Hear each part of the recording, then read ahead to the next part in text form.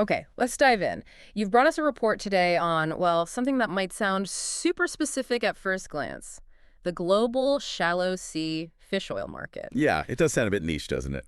But trust me, when you dig into this, it actually reveals some really fascinating links to, broader trends happening everywhere. Absolutely, because when you think about where this shallow sea fish oil actually ends up, in supplements, animal feed, those nutraceutical products, its reach is surprisingly wide. Exactly. And this market research report you shared, it's packed with data, projections, values, insights.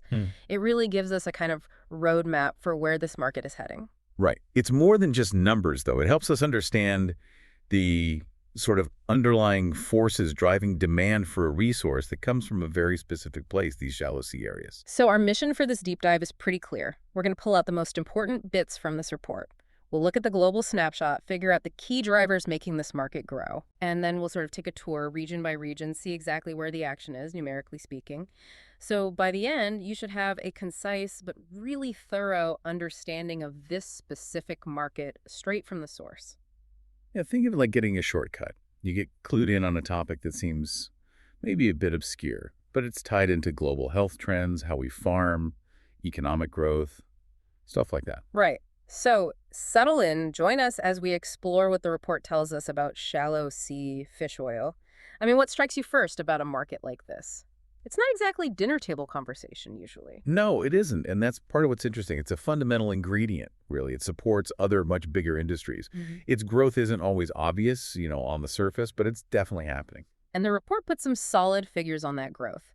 Let's kick off with the big picture, the global view from the source. So back in 2021, this market was valued at $912.24 million.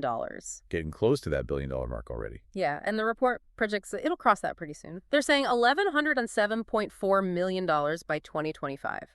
But here's where the sort of longer view gets interesting. The forecast goes out to 2033, predicting a value of $1,631.9 million. Wow.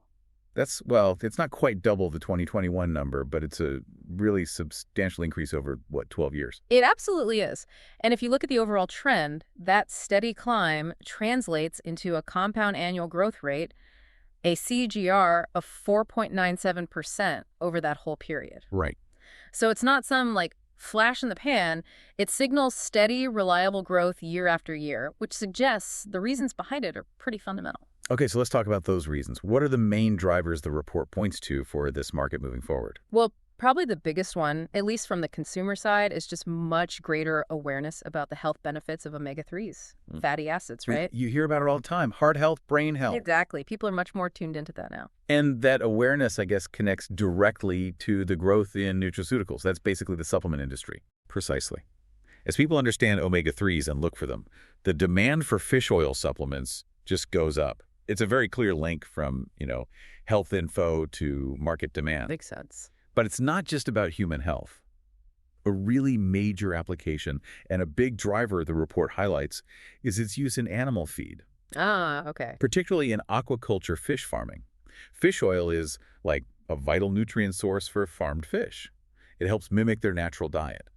And as aquaculture keeps expanding globally, which it is, then the demand for the feed ingredients like fish oil goes up too. Right. We're kind of recreating a food chain there. Exactly.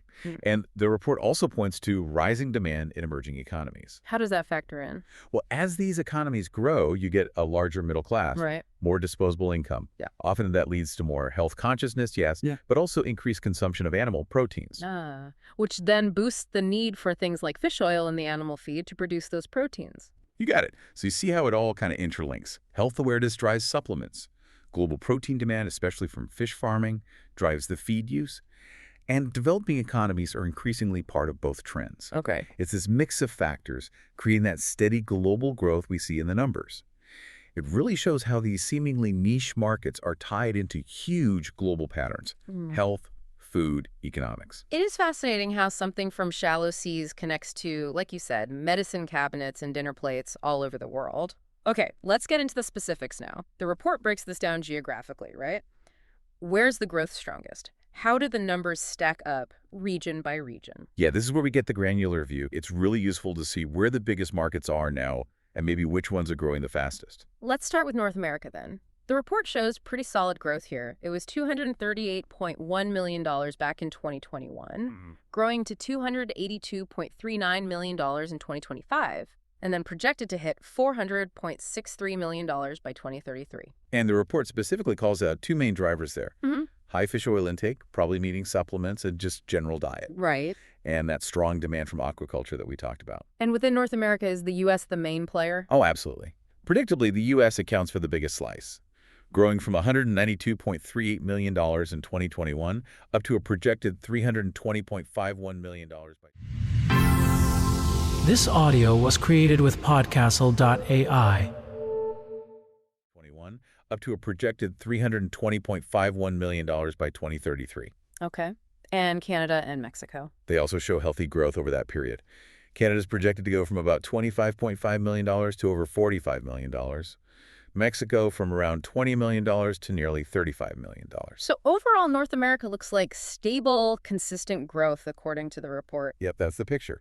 Now, if we hop across the Atlantic to Europe, this region actually holds the largest market share right now. Oh, interesting. Bigger than North America. Currently, yes. The report puts Europe at $322.02 million in 2021, growing to $385.38 million by 2025, and then forecast to reach $556.48 million by 2033. And who's leading the charge in Europe? Germany is the top performer there. The numbers show Germany going from $64.4 million in 2021 up to a projected $119.64 million by 2033. Wow, quite a jump for Germany. Yeah, it is. But there are other key players contributing significantly too, like the UK, that's projected to go from about $45.7 million to $82.2 million. France, from roughly $35.7 million to $57.3 million. Okay. And Italy also shows a noticeable rise from about $34.8 million in 2021 to nearly $58 million by 2033. It seems quite spread out in Europe. Spain, Russia, Sweden. All contributing, yes. Spain moves from about $28.7 million to $51 million. Russia from $26 million to over $40 million. Sweden, Denmark, Switzerland, they're all in there with steady growth. Even smaller markets like Luxembourg add to the total, going from roughly $6 million to almost $10 million. And the rest of Europe category also shows strong growth collectively. So it seems like both the health trend and the aquaculture feed use are pretty well established across Europe. That's what the widespread participation suggests, yeah. It's baked into many economies there. Okay, right. Now, the report flags Asia-Pacific as a particularly fast-growing area, doesn't it? It does indeed. Buckle up, as you said earlier. While it started smaller than North America or Europe at $208.90 million in 2021, it's projected to surge. The forecast is $417.77 million by 2033. Wow, so it's catching up fast. Exactly. And remember that global CGR we mentioned, just under 5%. Yeah, 4.97%. Well, for Asia-Pacific specifically, the regional CGR is higher. It's 5.96%. That confirms that faster growth rate the report highlights. Okay. That explains the surge. And China, I assume, is a big part of that. Absolutely. China's the dominant player in the region, no surprise there, growing from about $60.4 million in 2021 to projected $123.45 million by 2033. But you mentioned faster growth rate. Is there a particular country that stands out? Yes. According to the report, the real standout for growth rate, the speed of growth within Asia-Pacific is India. Really? Yeah. Its market value goes from $25.28 million in 2021 up to a forecast $56.4 million by 2033. And get this, its CGR is 6.93%. Whoa, nearly 7% CAGR. That's significant acceleration. It really is. That's the fastest individual country growth mentioned in the whole data set we have here. Okay. What about other major players in Asia-Pacific? Japan. Japan's a large, steadily growing market too, from about $30.5 million projected to $56.2 million.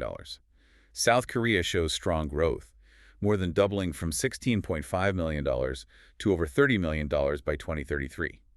Australia grows too, from nearly $15 million to about $26.7 million. That's Southeast Asia. Yep. Key markets there contribute as well. Singapore, for instance, is projected to move from $9.8 million to over $20 million. Taiwan from about $7.7 million to $14.5 million. It's clear Asia-Pacific is a major engine for this market's future. Okay. Shifting gears again, let's look South America. What's the picture there according to the report? Growth there too, from $56.02 million back in 2021, projected to reach $103.84 million by 2033. So nearly doubling as well over that period. And the leader in South America? Brazil. Brazil leads the way, yeah. projected to grow from about $21.5 million in 2021 to over $39 million by 2033. And others like Argentina, Colombia, also showing consistent increases. Argentina, for example, goes from about $10 million to nearly $20 million by 2033. Colombia, Peru, Chile, they all add to that regional total and show upward trends. Got it. Okay, next up, the Middle East. Also expanding, according to the report, from $48.95 million in 2021, forecast to hit $89.47 million by 2033. And the key market there, Saudi Arabia. Saudi Arabia is the largest, projected to reach just over $20 million by 2033, up from about $10.9 million in 2021. And elsewhere in the region. We see pretty strong growth in other countries, too. Right. Like the UAE, that's projected to more than double, from about $7.1 million to over $14 million. Turkey grows substantially, too, from $9.1 million to $17.3 million. Egypt, Qatar, the rest of Middle East category, all contributing to that nearly $90 million total by 2033. Okay. One continent left, Africa. What does the report say there? You mentioned maybe slightly slower growth? Yeah, the report notes a slightly lower overall growth rate compared to some other regions, but it's definitely still a market moving forward. It goes from $38.25 million in 2021 to a projected $63.72 million by 2033. And within Africa, who's the main player? South Africa is the clear market leader there, expanding from about $16.7 million in 2021 to nearly $29.5 million by 2033. Nigeria also mentioned. Nigeria shows growth, too, from about $5.5 million to $9.5 million over the same time frame. Okay. And the rest of Africa makes up the difference. Exactly. That collector category grows from about $16 million to nearly $25 million. So yeah, while the absolute numbers might be smaller than, say, Europe or Asia Pacific, it's still a market with positive momentum. Right. So if we try and, synthesize all these regional numbers back into the global picture, what really jumps out is that this growth is everywhere. It really is widespread. It's not just happening in one or two places. Yeah. Those drivers we talked about earlier, the health awareness, the animal feed use, the nutraceuticals, they're clearly having a global effect. It's translating into higher market values in every single major region the report covers. Absolutely. And it's happening in the developed economies like North America and Europe, but maybe even faster in many of the emerging markets across Asia Pacific, South America, the Middle East, Africa. That's a key takeaway. Both are contributing significantly. It really highlights how this seemingly small market for fish oil is actually plugged into these huge global trends that, you experience day to day, whether it's looking at supplements on a shelf or just thinking about where our food comes from. Yeah, this global reach and this steady growth path really underline the increasing importance of omega-3s and, frankly, efficient protein production around the world. Okay, so just to quickly recap this deep dive, based on the source material you brought us, the global shallow sea fish oil market, it's on a very clear, steady growth path. The report projects it's going to nearly double in value over the next decade or so. And this growth is fueled by, one, growing awareness of omega-3 health benefits, and two, rising demand from industries like animal feed, especially aquaculture, and nutraceuticals. And this is happening all over the world, with Asia Pacific showing particularly rapid growth. Yeah, it's a market really driven by fundamental needs. This audio was created with podcastle.ai. Rapid growth. Yeah, it's a market really driven by fundamental needs, health, nutrition, but scaled up significantly by these industrial uses.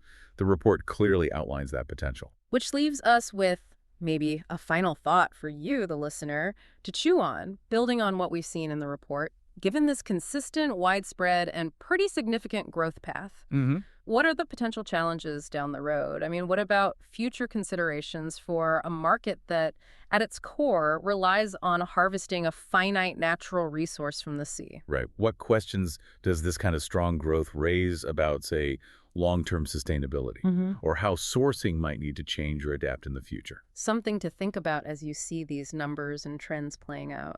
Definitely worth considering. Thanks for bringing us this report and walking us through it today. Great deep dive. Okay, welcome everyone. Today we're doing a deep dive, and we've got just one really interesting source in front of us. It's market research looking specifically at the shallow sea fish oil market. Yeah, and our mission really is simple. Let's quickly pull out what matters most for you from this report. What's pushing this market forward, what's kind of holding it back, and where does it look like it's actually going? Exactly. And why should you care about shallow sea fish oil specifically? Well, because Understanding what's happening here actually tells us a lot about these bigger global currents. We're talking health trends, food supply, even environmental stuff. Mm-hmm. And what's really striking reading through this is the core finding they hit on right away. Mm-hmm. It seems this market is seeing, well, pretty stable, but also strategic growth. Strategic growth. Okay. And the report says that's mainly down to one key thing, doesn't it? One type of nutrient. Absolutely, yeah. The report pins it squarely on omega-3 fatty acids, specifically EPA and DHA. I mean, you've heard the buzz, right? Consumers are just much more aware now. They get the connection between these omega-3s and real health benefits, things like, better cardiovascular health, less inflammation, cognitive function. Yeah, who doesn't want a healthier heart or to feel a bit sharper? Makes sense. Totally. And that health drive, it isn't just like individuals buying supplements anymore. This demand is really pushing things across the whole health and nutrition sector. So yeah, supplements are booming, but you're also seeing it in fortified foods popping up all over the place. And even the pharmaceutical industry is investing pretty heavily in those super purified fish oils for very specific medical applications. Okay, so that demand from the health side is obviously huge. But this report mentions other areas driving demand too, maybe ones we don't think about as much. It does, yeah. And that kind of links to the bigger supply chain picture.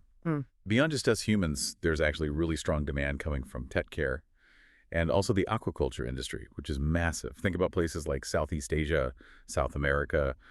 Fish oil is vital there. It helps boost growth and makes farmed fish like salmon and shrimp more nutritious.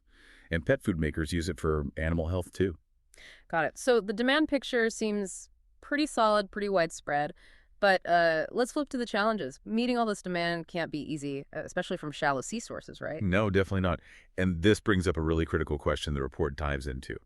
Sustainability. I mean, how do you keep fishing to meet this growing demand without just depleting the stocks? Overfishing, other environmental impacts, they're huge concerns, particularly for shallow water fish, which can be, more easily affected. Plus, you've got tighter rules, complex tracking systems needed. It all adds cost and makes things complicated for companies. And I saw the report mentions price volatility, too.